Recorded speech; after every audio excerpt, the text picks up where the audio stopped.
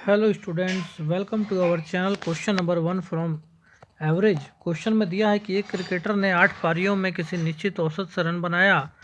9वीं पारी में उसने 108 रन बनाया और तब उसका औसत 4 रन से बढ़ गया। पूरे 9 पारियों में उसने कुल कितने रन बनाए? काफ़ी इंपॉर्टेंट क्वेश्चन है, चलिए इसको सॉल्व करते हैं।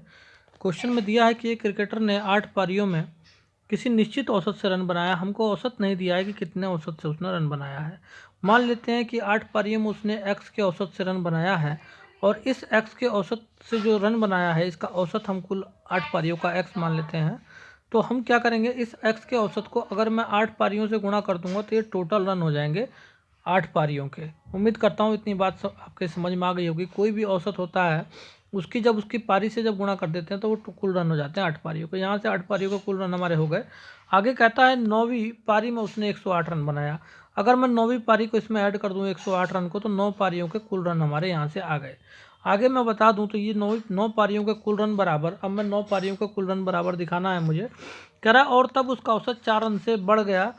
तो उसका औसत 4 रन से बढ़ गया। तो मैं आपको बता दूं पहले औसत x था और उसमें अब 4 रन से औसत x प्लस 4 हो गया है। ये कब हुआ है? कुल 9 पारियों में। तो 9 से अगर मैं गुणा कर दूं तो 9 पारियों में उसके 4 रन से औसत बढ़ चुका है। तो ये जो वैल्यू है 9 पारियों का कुल औसत, कुल टोटल रन, क्योंकि 9 से गुणा कर दिया तो 9 पारियों का कुल टोटल रन बराबर 9 पारियों का कुल टोटल रन। यहाँ से हम x की वैल्यू फाइंड आउट करेंगे तो हमारा औसत निकल जाएगा जो हमने x की वैल्यू माना था। उम्मीद करता हूँ मेरा पढ़ाया हुआ आपको काफ़ी ईजी तरीके से क्लियर हो रहा होगा। यहाँ से 8 की x से गुणा कर देंगे, हमारा एज इट इज़ 8x हो जाएगा, प्लस का 108 हमारा एज इट इज़ रहेगा। इक्वल टू 9 की x से गुणा करेंगे 9x हो जाएगा, प्लस के 9 चौ कितना हो जाएगा 36। तो यहाँ से 8x को उधर ले जाएंगे तो 9x माइनस 8x हमारा x बचेगा और 36 को जब इधर लाएंगे तो 108 माइनस 36 हो जाएगा। आपकी वैल्यू आ जाएगी 8 में से 6 गया 2 और 10 में से 3 गया 7, 72। तो x बराबर हमारा कितना आ गया? हमारा 72 आ गया है। उम्मीद करता हूँ आपके बात समझ में आ गई। ये 72 है, इसको इधर लिख लेते हैं। ये 72 हमारा जो है आ गया है। तो x की वैल्यू हमारी 72 आ गई है। करण 9 पारियों में उसने कुल कितने रन बनाए? तो मैं आपको बता दूं तो इस वाली 9 पारियों के कुल रन हमारे ये हैं। चाहे आप इधर पुट कर दो चाहे इधर पुट करके उसमें 108 जोड़ दो, बात एक ही है। तो मैं इधर वाले में कर देता हूँ। तो 9 पारियों में कुल रन कितने हो जाएंगे? तो 9 की गुणा किससे करेंगे? x प्लस 4 से। x कितना है? 72। 72 और 4 कितने हो जाएंगे टोटल? 76। 76 की 9 से गुणा कर देंगे, हमारा आंसर आ जाएगा। तो ये हो जाएगा 9 6 54 का 4 कैरी 5 और 9 7 63, ठीक है, और 5 कितना हो जाएगा 68। तो 684 रन हो जाएंगे टोटल। उम्मीद करता हूँ मेरा पढ़ा हुआ आपको काफ़ी इसी तरीके से समझ में आ गया होगा। इसका ऑप्शन नंबर बी आंसर हो जाएगा 684। चलिए नेक्स्ट प्रश्न को सॉल्व करते हैं एवरेज के, देखते हैं क्या आंसर आता है। वेरी वेरी इंपॉर्टेंट क्वेश्चंस का कलेक्शन है। इसी टाइप के प्रश्न आपके आरआरबी एनटीपीसी में पूछे जा रहे हैं। नेक्स्ट क्वेश्चन में दिया है कि किसी परीक्षा में 40 छात्रों के गणित में प्राप्तांक का औसत 78 था। तो किसी परीक्षा में 40 छात्रों के गणित में प्राप्तांक का औसत जो है 78 था, लेकिन 2 छात्रों में सही में 60 और 72 अंक प्राप्त किया था, जिसे गलती से क्रम से 80 और 62 लिख दिया गया था। सही औसत क्या था? तो पहले जो 40 छात्रों का जो गणित में औसत था वो 78 था। इस बात को आप ध्यान रखिएगा। 40 छात्रों का जो टोटल औसत था गणित में वो 78 था, लेकिन उन्होंने सही में 60 और 72 जो है प्राप्त किया था उन्होंने। तो 60 और 72 उसने सही में जो अंक प्राप्त किया था वो 60 और 72 प्राप्त किया था। अगर दोनों को मैं ऐड कर दूं तो यहाँ से आ जाएगा 132। फिर कह रहा है जिसने गलती से इतना और इतना लिख दिया गया था, जब 78% जब औसत आया था तो मिला था उनको 132 नंबर, ठीक है, 2 छात्रों को टोटल, लेकिन गलती से उनको कितना मिल गया? 80 और 62 मिल गया। इसका मतलब ये हुआ अगर मैं इनको जोड़ दूं तो ये हो जाएगा 8 6 14 है तो 142 हमारा यहाँ से आ जाएगा। मतलब उनको 132 नंबर उनके आए थे लेकिन गलती से 142 दे दिए गए। तो 10 नंबर उनको क्या हुआ? ज़्यादा दे दिए गए। तो उस औसत में से टोटल इस 10 नंबर को कम करना है। तो पहले 78 अंक औसत था, माइनस ये 10 अंक इनको कम करना है, तभी तो हमारा जो है सही औसत निकलेगा। तो ये 10 अंक किस में कम कर रहे हैं हम? 40 छात्र थे टोटल, तो उस 40 से हमको डिवाइड करना पड़ेगा। तो यहाँ से देखिए आपका हो जाएगा 78 माइनस ये हो जाएगा, देखिए पॉइंट लगाएंगे तो ये हो जाएगा आपका 100, और फिर अब इसको काटेंगे तो ये हो जाएगा 40 दूनी 80, 40 पंजे आपका 200, ठीक है। तो आपका हो जाएगा 0.25। तो जब मैं 78 में से 0.25 माइनस करूँगा तो आपका आ जाएगा 77.75। उम्मीद करता हूँ मेरा पढ़ाया हुआ आपको काफ़ी इसी तरीके से क्लियर हो गया होगा, जो इसका ऑप्शन नंबर सी आंसर हो जाएगा। चलिए नेक्स्ट प्रश्न को सोल्व करते हैं और देखते हैं आंसर क्या आता है। नेक्स्ट प्रश्न में दिया है क्वेश्चन नंबर 3 में कि किसी समूह में 28 व्यक्ति हैं, उनमें से 64 किलोग्राम तथा 72 किलोग्राम वजन के 2 व्यक्ति चले जाते हैं तथा उनके स्थान पर 2 नए व्यक्ति आ जाते हैं, जिसके कारण पूरे समूह का औसत वजन 1.5 किलो से बढ़ जाता है। आने वाले व्यक्ति दोनों नए व्यक्तियों का औसत वजन क्या है? वेरी वेरी इंपॉर्टेंट प्रश्न है। देखिए इसको सॉल्व करते हैं। कह रहा है कि किसी समूह में टोटल 28 व्यक्ति हैं, तो अगर टोटल 28 व्यक्ति हैं किसी समूह के अंदर, तो कह रहा है उसमें से 64 किलोग्राम और 72 किलोग्राम वजन के 2 व्यक्ति चले जाते हैं। ठीक है, तो ये जो व्यक्ति गए हैं, एक तो 64 किलो का था और एक था 72 किलो का। तो अगर मैं इन दोनों को जोड़ दूं तो ये 4 2 6 और 6 दूनी 12 और 1 13, 136 किलो के जो व्यक्ति थे वो हमारे चले गए 28 में से।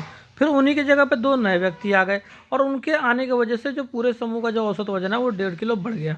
तो इसका मतलब ये हुआ कि 136 किलो तो ये उनका था ही था, लेकिन अब जो है उनके आने की वजह से उन्होंने जो नए आए हैं वो ज़्यादा भारी थे, इसीलिए उन 2 व्यक्तियों की जगह पे आए हैं और उसके वजह से क्या हुआ, उनका तो वजन जो था वो तो उसमें जुड़ेगा ही जुड़ेगा जो चले गए थे, प्लस उन्होंने औसत वजन 1.5 किलो बढ़ा दिया उनके आने की वजह से। तो क्या हुआ कि व्यक्ति तो टोटल 28 ही थे, तो इस 28 व्यक्ति जो टोटल थे इनके औसत में 1.5 किलो का इजाफा हो गया। ठीक है, उन्होंने जो नए व्यक्ति जो आए थे, जो नए व्यक्ति 2 आए थे, जो 2 जो चले गए थे, उनकी जगह पर जो नए व्यक्ति 2 आए थे, उन्होंने इस 136 किलो को तो पूरा कर ही दिया, साथ ही साथ इस 28 व्यक्तियों में 1.5 किलो का जो है औसत जो है उन्होंने बढ़ा दिया, इसीलिए 28 से हमने 1.5 की गुणा कर दी। तो यहाँ से क्या हो जाएगा, कुल वजन नए दोनों व्यक्तियों का निकल जाएगा। ठीक है ना, तो यहाँ से 136 किलो तो ये हमारा है ही है, अब प्लस 1.5 किलो अगर मैं बताऊँ तो ये हो जाएगा बेटा 28 का 1.5 गुना हो जाता है आपका, देखो 14 दूनी 28, 14 तिया 42 हो जाएगा। यहाँ से उम्मीद करता हूँ इतनी बात आपके समझ में आ गई होगी। तो यहाँ से हो जाएगा 136 और 42 हो जाएंगे, 6 2 8 और ये हो जाएगा आपका 4 3 7 और ये 1 हो जाएगा। तो 178 किलो के दोनों व्यक्ति थे, ध्यान रखिएगा, जो नए व्यक्ति आए हैं, क्योंकि उन्होंने जो है उनके आने की वजह से जो गैप 136 किलो का था, जो चले गए थे लोग, उनके गैप को भी उसने भरा और साथ ही साथ पूरे औसत में 1.5 किलो का वजन भी बढ़ा दिया। तो इस वजह से यहाँ से आपका 178 किलो आपका आ जाएगा कुल वजन दोनों का, लेकिन पूछ रहा है औसत वजन क्या होगा दोनों का। तो 2 से डिवाइड कर देंगे तो ये हो जाएगा 2 8 16 फिर 2 निम 18, तो 89 केजी पर व्यक्ति हो जाएगा। तो औसत वजन हो जाएगा 89 KG. Option number B answer है। उम्मीद करता हूँ मेरा पढ़ाया हुआ आपको काफ़ी इजी तरीके से क्लियर हो गया होगा। चलिए नेक्स्ट प्रश्न नंबर 4 को सोल्व करते हैं। काफ़ी इंपॉर्टेंट प्रश्न है, मेरा पढ़ाया हुआ आपको अच्छा लग रहा हो तो जरूर जो है कमेंट करके बताइएगा और साथ ही साथ जो है हमारे चैनल को सब्सक्राइब कीजिएगा। चलिए नेक्स्ट प्रश्न को देखते हैं, प्रश्न नंबर 4 को। प्रश्न नंबर 4 में कहता है 5 सदस्यों के एक परिवार की औसत उम्र 35 वर्ष है। यदि सबसे छोटे सदस्य की उम्र 4 वर्ष हो तो परिवार के शेष सदस्य की औसत आयु सबसे छोटे सदस्य के जन्म पर क्या थी? वेरी वेरी इंपॉर्टेंट प्रश्न देखते हैं।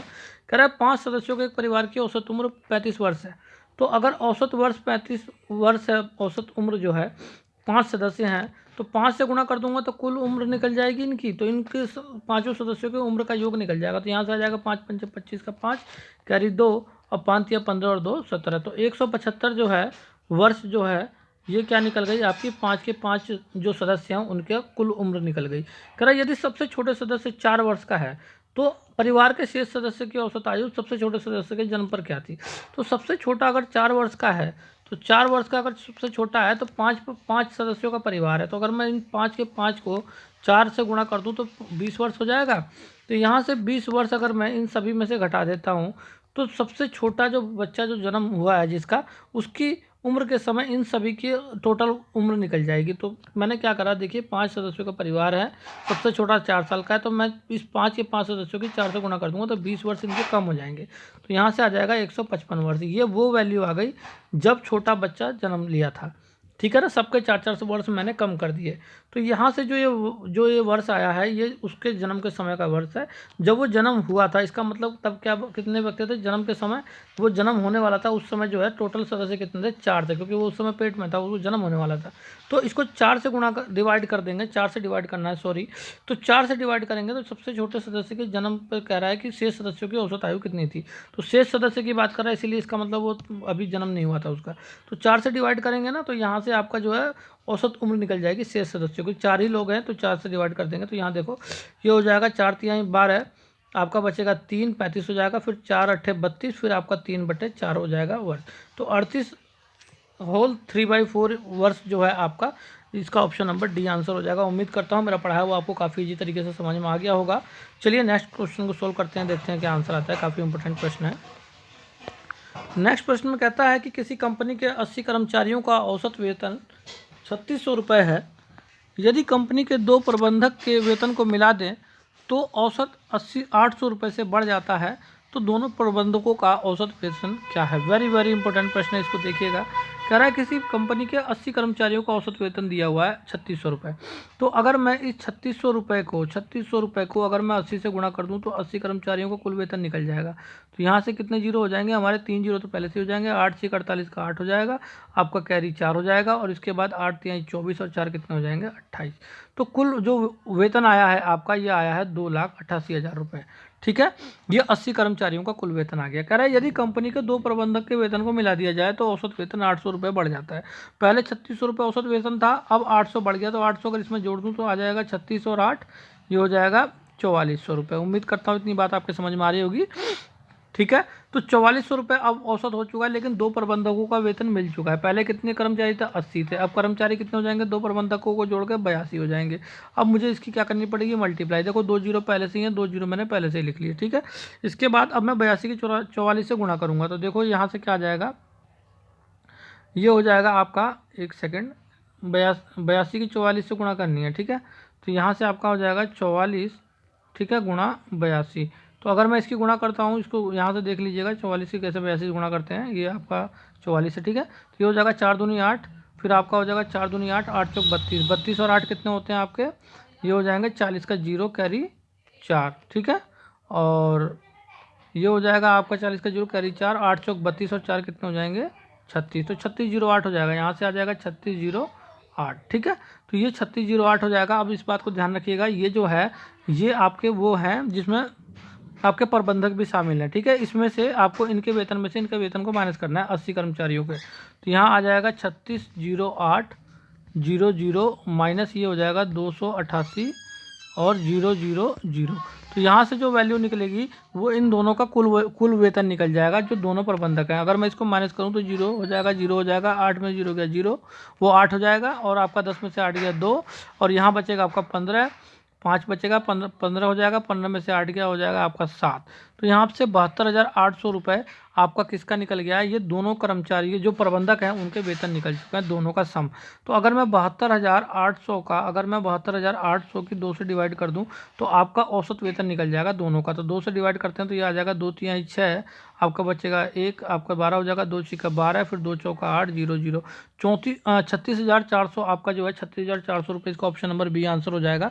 तो दोनों प्रबंधकों का जो औसत वेतन होगा वो 36,400 रुपये आपका आंसर हो जाएगा। उम्मीद करता हूँ मेरा पढ़ाया हुआ आपको काफ़ी अच्छा लगा होगा।